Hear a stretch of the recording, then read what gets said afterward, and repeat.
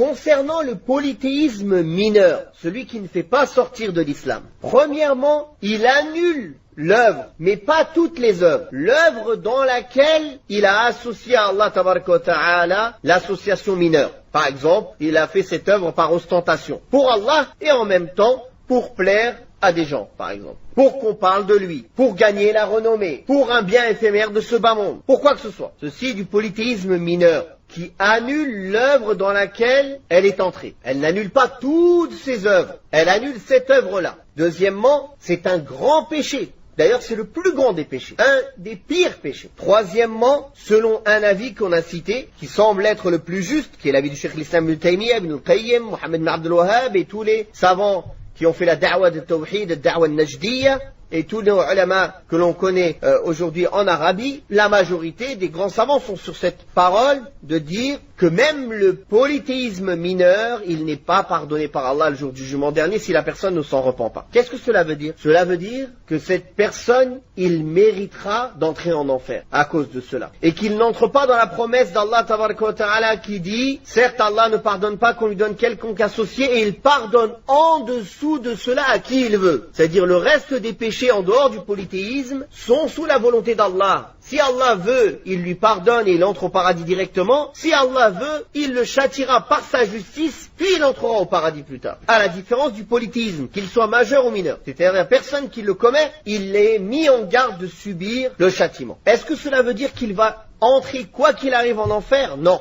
Cela veut dire que c'est les péchés qu'il a fait, qui font partie du polythéisme mineur, ne seront pas pardonnés, donc ils seront mis dans la balance des mauvaises actions. Et il ne pourra échapper par la miséricorde d'Allah à l'enfer que si ses bonnes actions sont plus lourdes que ce péché-là. Comment faire pour avoir assez de bonnes actions pour être plus lourde que le grave péché du shirk, même s'il est mineur? On l'appelle mineur pas parce que sa gravité est moindre et n'a pas de gravité. Mineur par rapport au majeur qui fait sortir de l'islam.